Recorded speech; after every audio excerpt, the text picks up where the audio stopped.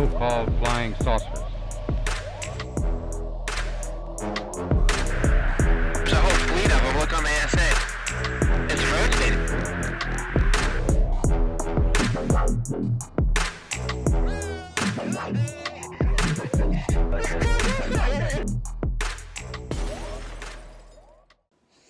Welcome to Kill the Stigma.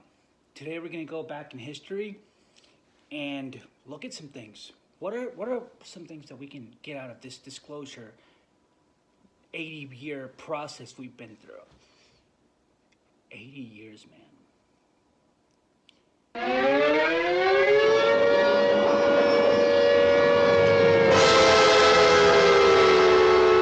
Flying saucers have invaded our planet. Washington, London, Paris, Moscow are key targets. The whole world is under attack. Can it survive?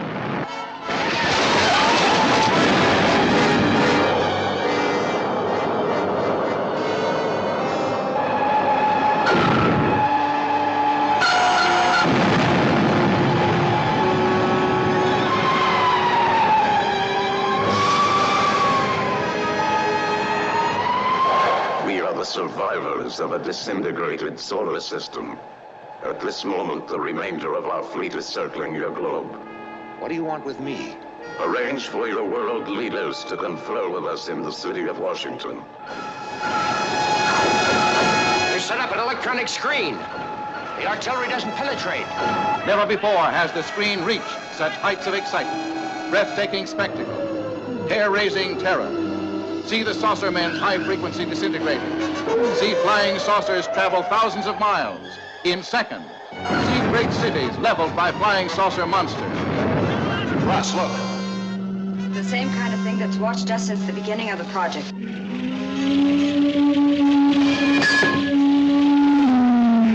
People of Earth, attention. People of Earth, attention.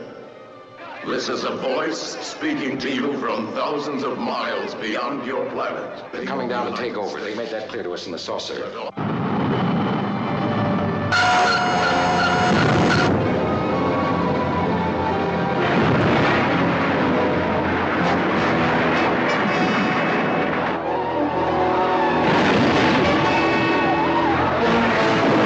To the best of our knowledge, my wife and I are the only ones left alive. The problem is we didn't have the internet. We didn't have a way to communicate. We didn't have social media where you can literally talk to people all over the world at once. So information traveled slow. People weren't disengaged. Unless you saw one of these flying saucers, you didn't really care. You know, you thought it was all nonsense because none of it makes sense and sounds impossible. But there was a lot of stuff going on in the 1950s. And, you know, it's the patterns that I see are so similar to what's going on today that it's kind of, I don't know, it's almost disappointing because it's the same thing, the same effort. But we've gotten further this time. But of course, I mean, we're 80 years ahead. So, anyways, let's just take some highlights of what's happened in history and today. It's not funny. 80 years is a long time, So, what can we learn from this? What is going on right now? Have we been through this before? At the level of participation, I would say, even from Hal was like, I'll talk about this because it was mentioned in open congressional hearings. And it was actually made part of the record of the congressional hearings. And I think that made Hal feel a little more comfortable to even not to say that, hey, look, I can affirm this, or, you know, but he didn't say, you know what, that's outright, that's just hogwash, nothing happened. It was like, hey, if this individual is willing to admit that, and then I talked to a bunch of people behind the scenes, a bunch of people. And they all say it's real. Yeah. Absolutely. Again, I wouldn't have put it in the film if I didn't feel it was legit. I think it's legit too. Do Totally. you think the corporation talking to Wilson is throwing him off? When they say the progress is slow and cumbersome, do you think maybe it's actually they have reverse engineered UFOs? I talked to some staff members of the Senate Armed Service Committee, and I was like, well, you guys could subpoena Admiral Wilson, right? He's like, yeah, we could. I guess we could. But we talked to him, and he's like, look, you know, I'm not saying anything at all on that. They're like, well, we're going to bring you into a skiff. He goes, okay, well, you can bring me in and skip it. I'm going to tell you the same thing I'm telling you right here. So it's not going to make any difference. So they kind of, and I asked this particular staff member, I said, well, could you subpoena him? And I think they said that, yeah, that could be done. And not to say that it wouldn't be done at some point, but that was Admiral Wilson behind the scenes recently. I think it's important to see the panic behind the scenes when this information gets brought to the Congress, to people in the staff. It's fascinating. So I'm going to put a clip of Matthew Brown, and then I'm going to put a clip of just the hearings in, I think it was Elizondo, Admiral Tim Gallaudet, and the journalist, I apologize, Michael Schellenberger. So they were testifying in a hearing. Matthew Brown brought the Immaculate Constellation document to Michael Schellenberger, and not going to get into that whole thing, but it was a sensitive document. It's supposed to be a SAP in charge of UAP. It's like a parent SAP. But the thing is, Matthew Brown said people panicked in the hearing in real time. They were freaking out, and you can see it. You can see. I'll admit, I'm trying to read body languages, and they just seem very nervous. And I'll just put one clip here of Jared Moskowitz, but you can see it all over the hearings. What I'm about to do is, when you first start, you'll see a guy handing documents to a congressperson, and then you'll see the staffer, I don't know who that was, some staffer in the back, looking like super tired, like he was like exhausted, and suddenly something happened. And he's just...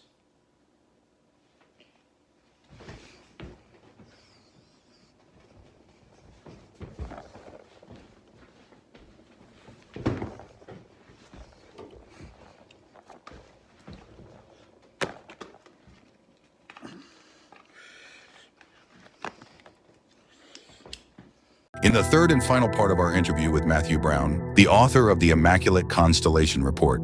The submission of this report onto the congressional record and its announcement caught people by surprise. Its distribution was allegedly very tight, and these unelected members on these congressional staffs that get to set the agenda for our elected leaders had to scramble and adjust in real time. They panicked. Now, I'm just going to play a little small clip from the hearing. But if you're ever interested, please watch it yourself. It's very interesting when you see the people moving around the hearing, the staffers that we don't really know anything about, but we know they play a key role in behind the scenes. I don't know. To me, it's fascinating to see their body language, the stress, the paranoia. You can tell. Why? Why, dude? The UFOs were silly. Chairwoman, good morning, everyone. I first want to thank the chairs and ranking members for holding the hearing today on this topic and, again, having a second hearing. Today's hearing marks this committee's second meeting dedicated to UAP transparency. I was pleased, as I know all of us are, on the bipartisanship that existed in last year's hearing, and even though we can't talk about what happens in the classified settings, the bipartisanship that has existed in those settings with the questions members have asked. Last year's hearing was a great example of open dialogue about UAPs, and we must remain committed to sharing information with the American people. And I think you see that commitment based on the people here and the commitment across the political spectrum. I personally have worked with multiple members of this committee, but I want to particularly thank Congressmen Burchett, Mace, Luna, and Garcia for working on bipartisan pieces of legislation. In recent years, Congress has taken numerous bipartisan steps towards greater transparency. In 2022, in the NDAA, we created the All-Domain Anomaly Resolution Office to investigate unidentified flying objects. Following Aero, along with ODNI, released an unclassified report on UAP sightings. Of the 366 sightings included in the report, 171 remain uncharacterized, with some of these appearing to have demonstrated unusual flight characteristics or performance capabilities. That's a nice way of saying we don't want to tell you what they are. In March, ARROW revealed a report on the historical record of U.S. government involvement with UAPs, which covered investigatory efforts going back from 1945 to the present day. Earlier this year, I joined Congressman Burchett to introduce the UAP Transparency Act, which would require the declassification of all documents related to UAPs with many other members of this committee. In fiscal year 2024, the NDA required the National Archives and Records Administration to establish the unidentified anonymous phenomena records collection. This collection will include digital copies of all unidentified UAP records that can be publicly disclosed. This commitment in transparency is vitally important, and unnecessary overclassification has led to a void of information, which has allowed theories over the decades to foster. When the American people and members of Congress ask, are reports of UAPs credible, we're met with stonewalling. We're met with responses of, I can't tell you. And in fact, we're met with people not wanting us to have hearings. We're met with people not wanting us to ask you questions. In fact, many of us were told not to ask some of you certain questions on certain topics. In a time of heightened distrust of our government institutions, I believe more transparency is not only needed, but is possible. And obviously, we can respect national security limits, but we also have to provide our constituents with the information and oversight that they have tasked us for. As part of this, government agencies must maintain open lines of communication with members of Congress. And there are regular questions that Americans have. What are UAPs? Are they real? Are they ours? How has this technology been developed? How do they get funded? Right? And now we've seen this has gone from a long time ago where you could discredit people because it's some guy living in a Winnebago. You're able to see people now, these are pilots, these are military, these are folks with serious backgrounds. This has changed the face of this because now we have video. People. Did you see that guy in the background? He seems so nervous. And the guy next to him, it's almost like he was trying to pass some information. That guy was like, dude, just talk to me after the hearing. We're on camera right now. Just leave me alone. But honestly, I'm speculating. I don't know what was going on with those people. But if you look at that hearing again and you look at the body language of the staffers, it is fascinating. And what's the big deal, dude? If UFOs are not real, if there's no cover-up, why? Why do you care? So now let's continue with Jesse Michaels and James Fox, and they're going to keep talking about this whole thing with Admiral Wilson, and they're also going to talk about EG&G and Bob Lazar, which is fascinating. A lot of fruits. That's fascinating. Isn't that interesting? It's very interesting. Couple of weird things about that. That meeting took place in the parking lot of EG&G, yeah. which is where Bob Lazar, I'm pretty sure, worked. Really? Yeah, I think Bob Lazar. I did not know that. I think they found him in the records there. So that's very strange. There's some other weird connections around EG&G, like what might be going on there. A government contractor to sort of extremely secretive government technologies contractor. And right. I don't know exactly how they relate to this, but they've come up enough where they clearly relate to it somehow. And the other weird thing about that document is I think Eric Davis says, don't listen to J.A. J.A. is a liar. Do you remember that part of the document? I do not. Well, J.A.? Yeah. Who's that? Maybe John Alexander. Really? Yeah. And so for people who don't know, John Alexander is this I've long had spirited time debates with him. Well, he, obviously since Roswell, knows tons and tons about. He's all the phenomenon's real, but there's no cover up. I looked at him like, really? Well, it's one of those things where phenomenon's real, but there's no cover up. The phenomena is real, but there's no cover up. And we see the same thing going back to the 50s, influencing what is being thought about this topic.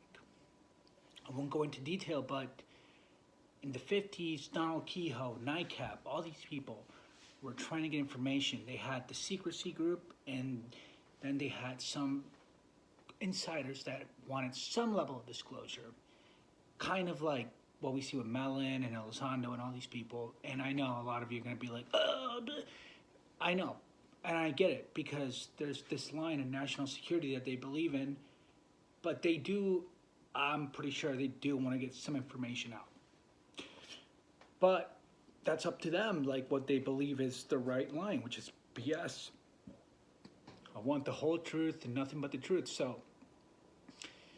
you can't tell me national security, but I don't know, man. Like, I think these people believe in what they're doing, and that's all I'm gonna say about that. Let's just not go there. So anyways, what do we do about this information? Now that we see it getting recycled and recycled, and the same thing happens over and over again. The people in the 50s didn't want anything to do with the contactees, the experiencers, goodbye. And it didn't work out at the end for them. But what do we have to learn from this, from the mistakes we made back in the 40s and 50s? From what mistakes did we do now? Was there any besides? I can think of a lot. Is a frequent misconception that UFOs are limited to this country. Well, UFOs are not an American phenomenon. They are a worldwide phenomenon. The ufology community, it has to be said, is a diverse community. There's lots of different voices, lots of different perspectives involved. Lots of UFO sleuths in the early days, these detectives, these investigators. But Jacques Vallée was not the first. Probably the first great one, and the one who really makes a huge difference, is this guy, Donald Keyhoe. A retired military man, a guy who then makes a career as a pulp fiction writer. So he's got connections to both of those worlds. And he is assigned by one of these pulp magazines to actually conduct a kind of investigative journalistic reportage about this topic.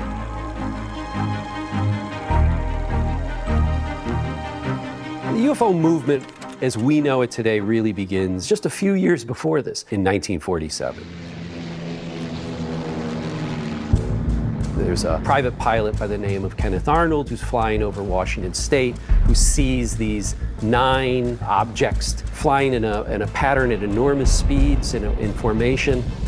And he reports this to the media. And from that moment on, you start to see a wave of sightings across America.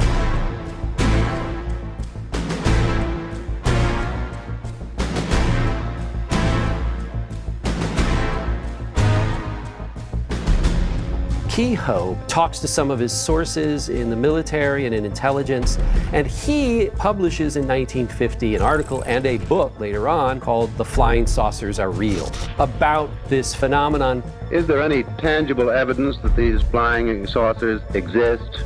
Well, I'm positive they exist. The weight of the evidence makes it impossible to arrive at any other conclusion.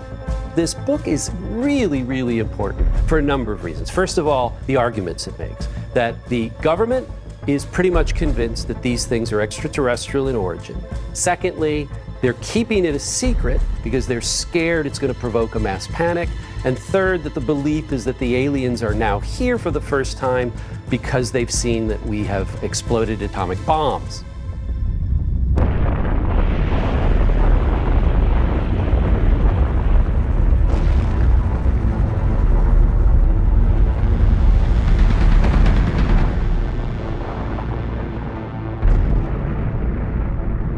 They know we have the secret to atomic energy, and that concerns them.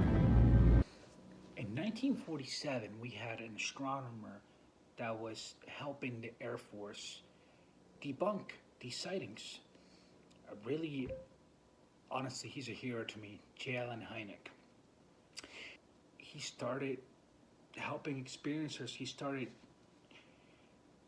basically an advocate for UFO transparency. Not only that, he got people very high up to support him. He ended up creating the Invisible College.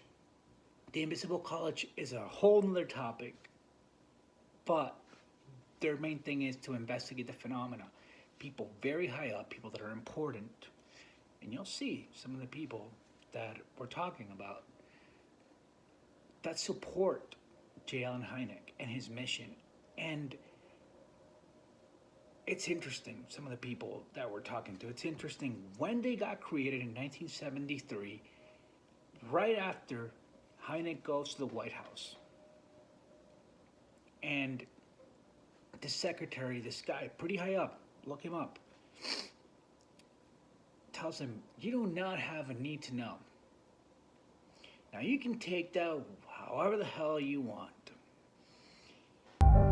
The military has access to other information civilians don't. I went to see Don Rumsfeld at the White House, mainly because he's a friend of mine, and said to him, look, I have this Center for UFO Studies, and I wanted you to know that should this subject ever get to the presidential or the congressional level, there is a group of scientists who are ready to work on it. And I said, I do have a certain responsibility to these scientists. Are we spinning our wheels? If this work has already been done by somebody else. I said, because of my responsibility to these scientists, I felt that I had a need to know. And he snapped right back at me and says, you do not have a need to know. Now, you interpret that any darn way you want. In any case, you cannot stop scientists from working. And that's the whole point of being a scientist. They're individualists. They're going to do what they damn please anyway. So in this record, Vallée goes into a piece of history that I've never heard him getting asked about. But he says that J. Allen Hynek was a former mentor of Donald Menzel. So that's an interesting connection, and I think we should ask Vallée more on this topic, personally. So we're in 1947 to the 50s, and Dr. Donald Menzel, the first elite UFO debunker, I'm telling you, this guy, you wanted to talk about UFOs as an academic? Are you sure? I mean, this guy would make sure you would suffer the consequences, okay? Like, he would... Look, he's in there with a picture with Albert Einstein. This is elite academia, okay? We found out a couple years ago, literally a couple years ago, and I take credit for that. I did set up Richard Dolan with Beatrice Villarroel in... They were able to do a podcast because I told Richard Dolan about this history connection about Dr. Donald Menzel, and he was like, yes, let's go. I want to meet her. And then they did a podcast. Now Beatrice Villarroel has a peer-reviewed scientific paper on UFOs. This just happened like a week ago. And yes, I'm going to bank on that. Not that I have anything to do with that, but that is a win. Not only that, then she proved this Dr. Donald Menzel, which throughout the history of UFOs, nobody ever understood. People were like, is this a joke? This guy's a UFO debunker. The other people make sense, but this guy, has to be a joke.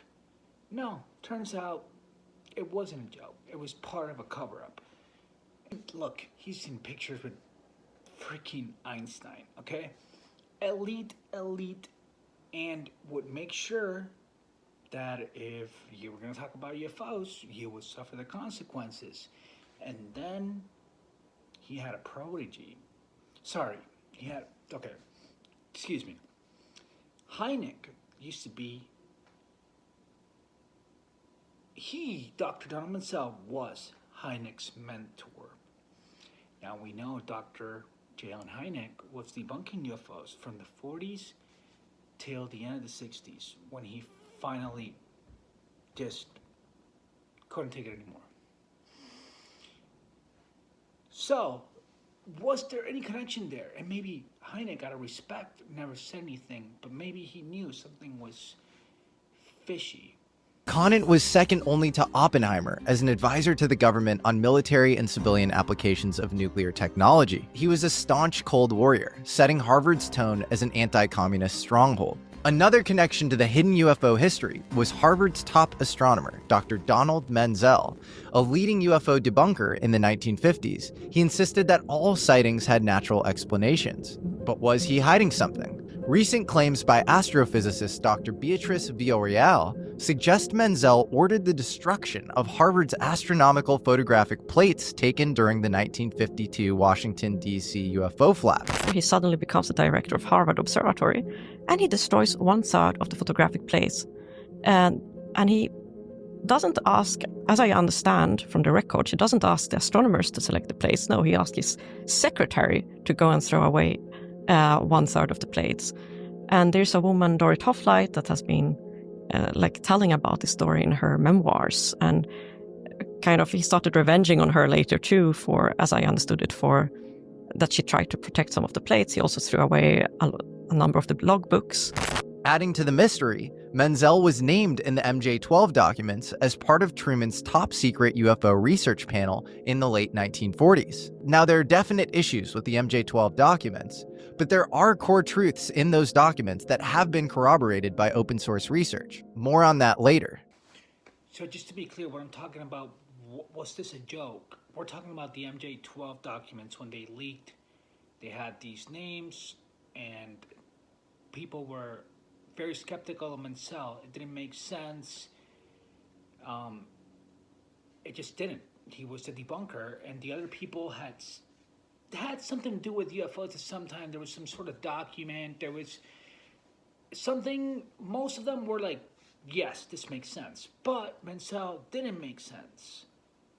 And that's what I'm talking about when I say that it didn't make sense that Menzel was in that list of the MJ-12. But it does make sense. So this book is from 1953 from Donald Keyhoe. It was called Flying Saucers from Outer Space.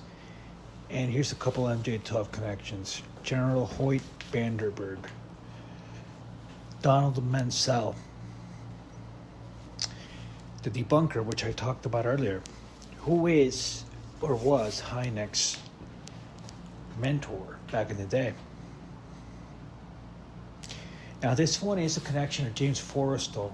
We all know James Forrestal, first Secretary of Defense, died very mysteriously in 1949. And look at this. So Hynek talks to Neil Armstrong in 1973, and they start this whole thing. And a lot of scientists we don't know about. But here's a picture, J. Allen Hynek with Neil Armstrong. And we also have the Wilson Davis notes, which I will get into in later episodes. Edgar Mitchell was a big part of that. That's how we got that information. Another astronaut. So, what's going on? It was Neil Armstrong who asked to sit with my father and family. Turns out that he did talk with my father, and they talked seriously about creating a new UFO research group. What year was this? 1973. In the night after 1963, what is speculated that person who took over the debunker, MJ-12 kind of astronomer who would not give UFOs the attention it deserves was Carl Sagan, which was Hynek's #1 rival. But J. Allen Hynek was also influenced by Neil Armstrong. Neil Armstrong came to him in 1973 when he went to the White House to ask, what is going on? Tell me. I feel like I have a need to know. J. Allen Hynek created the Invisible College. In 1973, the same year, Neil Armstrong met him and was talking about UFOs, and Hynek eventually said, look, it's not a good idea for you to become public and talk about this, but let's start an elite invisible college, whatever. The point is, it's people that are high up. Armstrong. Hynek was high up. Menzel. Picture with Einstein. I mean, we're talking about the most important people.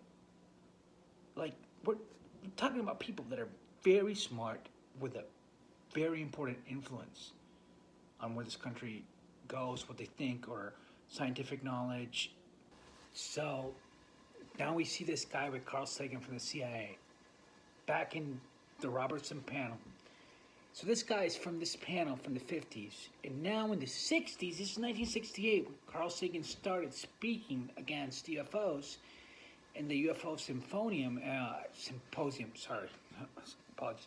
Anyways, this was the last hearing we had on UFOs until 2022. Carl Sagan steals the show as a debunker. But yeah, he's next to this guy who's just there smoking his pipe.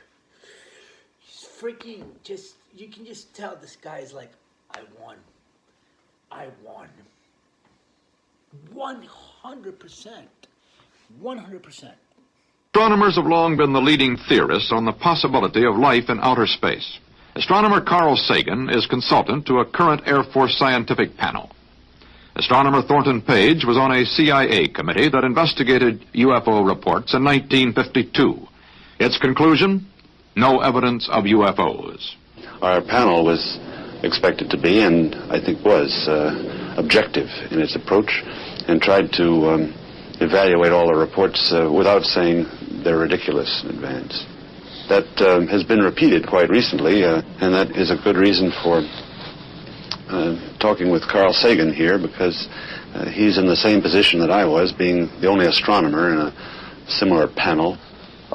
There's not a single verified or checked out report which is at all connectable with the possibility of extraterrestrial life. It doesn't say that I think extraterrestrial life is impossible. Quite the contrary. I think that many of the stars in the sky have planetary systems. We know enough now about the origin of life to make it appear likely that life arises naturally on the vast bulk of these planets. It's possible, but by no means certain, that life on many of these planets evolves into beings which are as advanced as we, or more advanced. And I don't see any reason why we can't imagine that there are civilizations thousands or millions of years in advance of ourselves capable of technical feats that we can hardly imagine. If you would believe, as the flying saucer cultists would have us believe, that the majority of the saucer reports are due to visitations, then you have a very strange situation. That means several spaceships are coming to the Earth over interstellar distances every day, as if all the anthropologists in the world were to converge on one of the Andaman Islands in the Indian Ocean because they just invented the fishnet there or something. I think it's much more reasonable if you want to speculate on the possibility of extraterrestrial intelligence, that there are very rare visits from extraterrestrials to the Earth. There's no evidence for this. I just say that's not implausible. But to have several visits a day, I think, is straining credulity. I think a key to